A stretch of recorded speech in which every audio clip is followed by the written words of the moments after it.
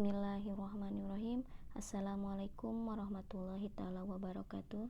Perkenalkan, kami dari kelompok 3 yang beranggotakan Cucu Lelawati, Novi, Kaila Dwi Artika, Dandi Al-Qadri, Elang Zabar Abdillah. Kami dari kelas A3 Prodi Pendidikan Bahasa Inggris.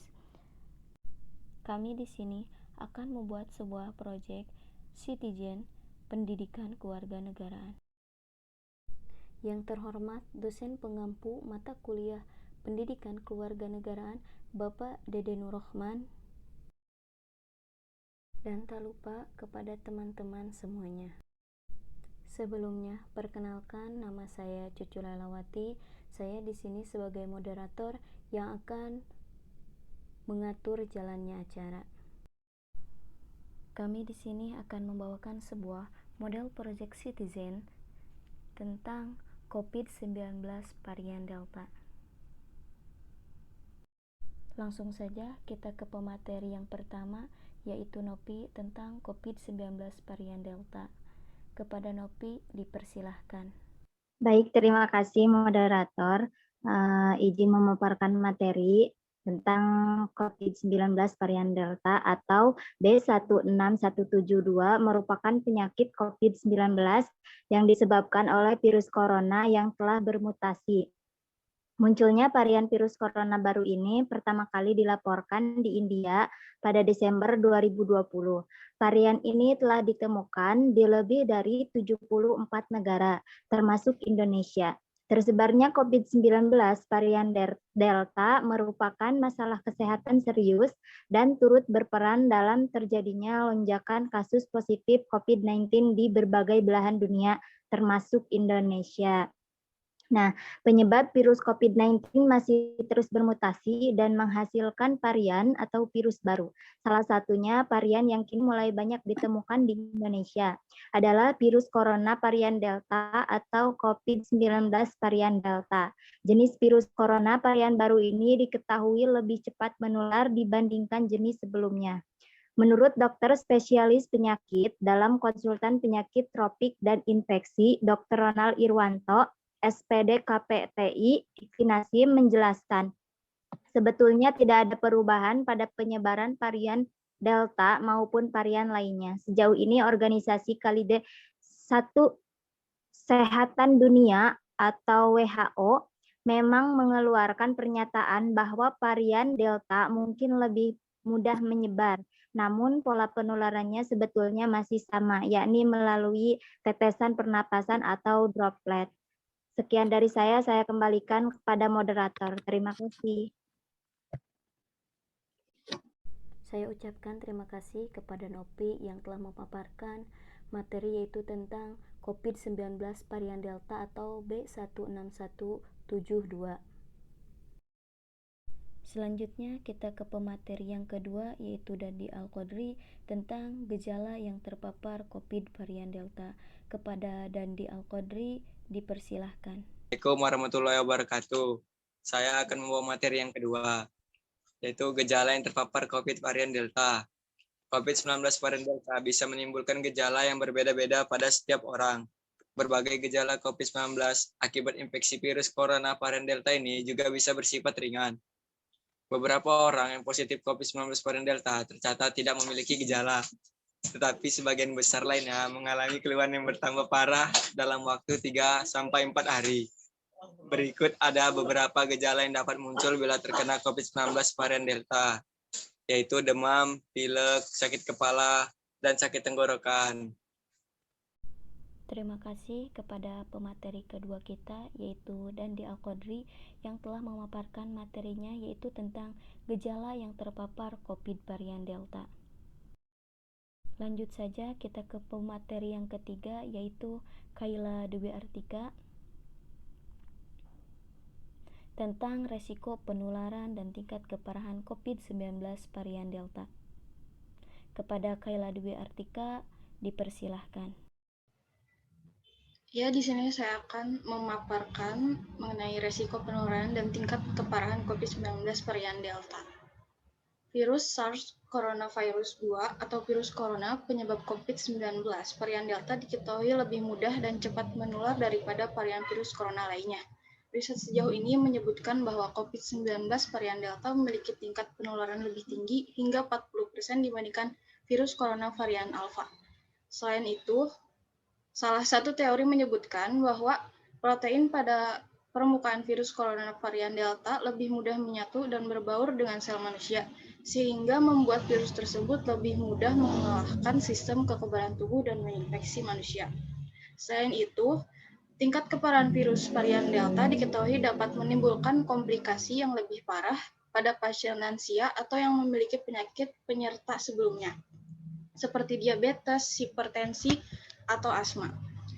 Lalu selain itu, virus corona varian Delta diketahui memiliki kemampuan untuk bereplikasi atau berkembang biak lebih cepat dibandingkan virus corona biasa.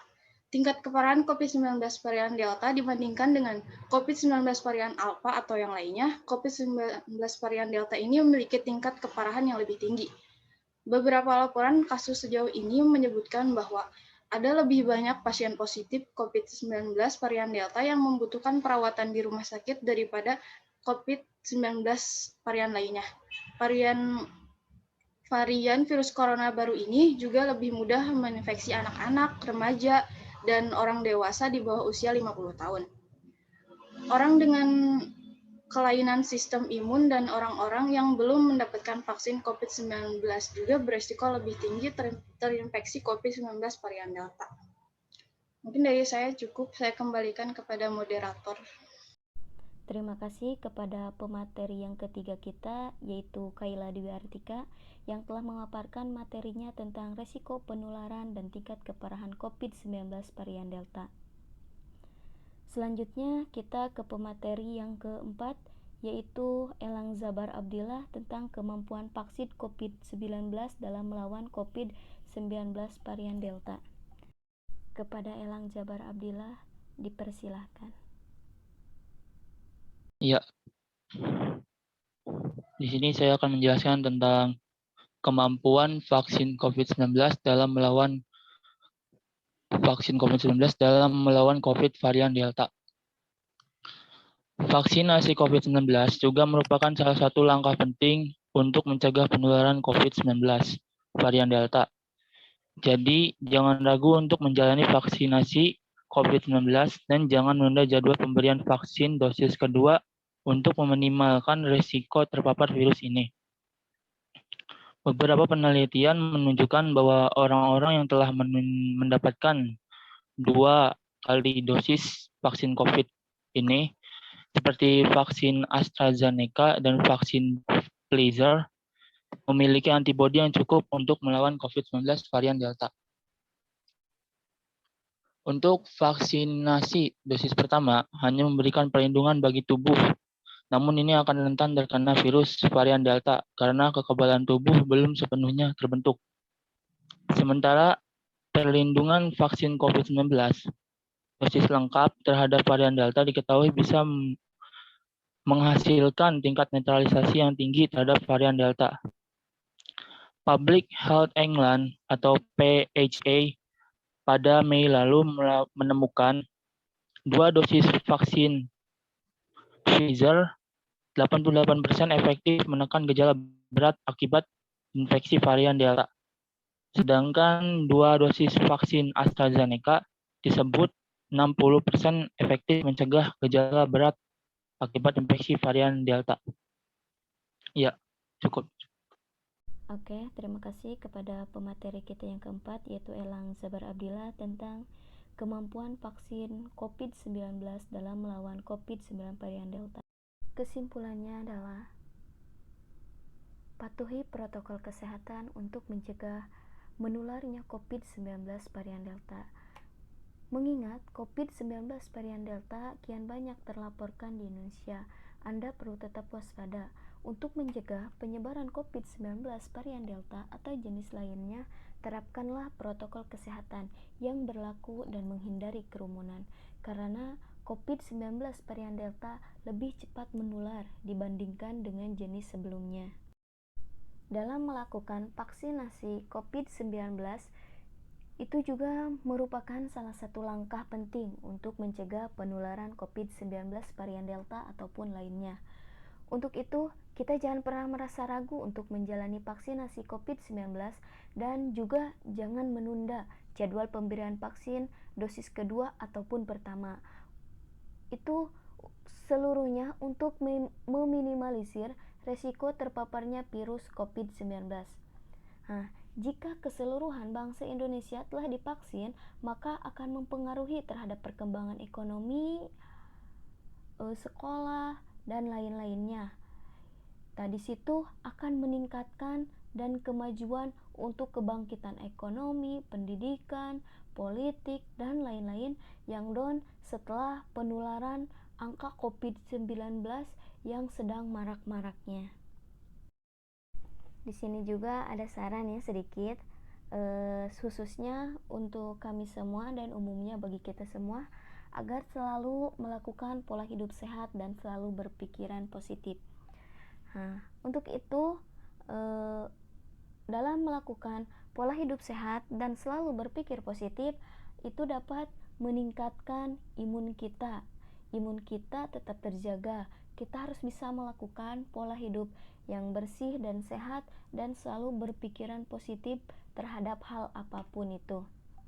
Nah, dengan itu kita akan mengurangi lonjakan-lonjakan angka penyebaran dan penularan COVID-19 dan juga sebagai ikhtiar untuk memutus rantai penyebaran COVID-19 serta membantu tenaga medis agar tidak kolaps yang terkena infeksi COVID-19 di rumah sakit.